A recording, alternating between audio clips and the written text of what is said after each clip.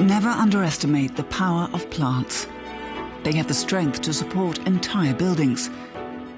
But they have to be grown in a controlled setting, crafted and sculpted. It's the art of botanic building. German architect Ferdinand Ludwig was on board from the very beginning. Since 2005, he and a team of architects have been hard at work in the city of Stuttgart, researching how to turn plants into building blocks. They've called their study Botanic Building.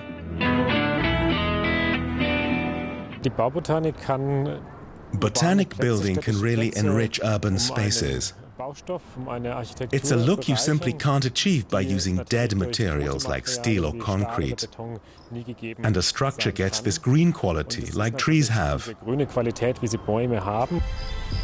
Ferdinand Ludwig's first plant-based projects are now on display south of Stuttgart. This platform is supported completely by willow trees. The interwoven plants grow stronger as time passes. They're able to support the weight of the walkable bridge without any assistance when conditions are right.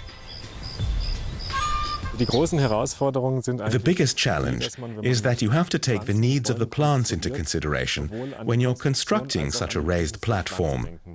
You have to provide for enough light, minerals and water. You can't just think about pure design, as with other materials.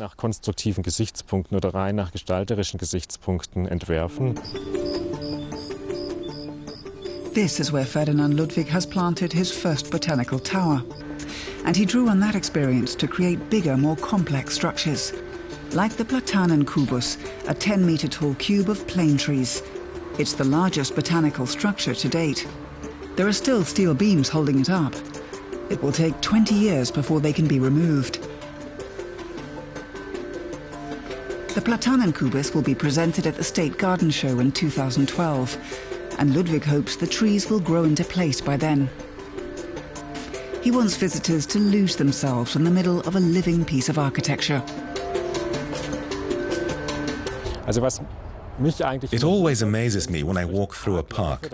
They're beautifully designed, but the prettiest spots are always those where you can stand by the trunk of a tree and look up at the treetop. That's something architecture still hasn't managed to recreate. There have been attempts, though.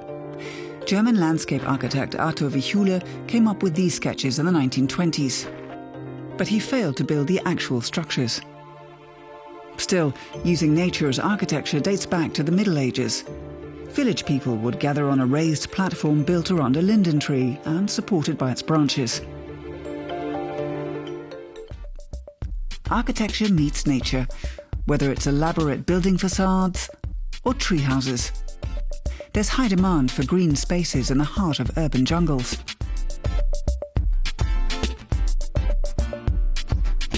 Ferdinand Ludwig is working together with architect Daniel Schönler to create new concepts. Their goal is to make botanical structures that become green oases in city neighborhoods. There's a human aspect to consider when you're working on urban planning. There's a way to harmonize regular structures with botanical structures. You could extend a room or an atelier or an office using botanic building. Then you bring that feeling of living in the treetops or working among trees to the forefront. And you have a really natural atmosphere. Plötzlich auch auf dem Tisch, und das hat natürlich was sehr Atmosphärisches. Botanic building also has practical advantages. Cities will continue to get hotter and develop an uncomfortable climate. So this way you can construct buildings that are naturally cool, provide shade and create a pleasant atmosphere that you otherwise only get in a forest. Botanic buildings also allow more light in winter and more green in the summer, again for everyone.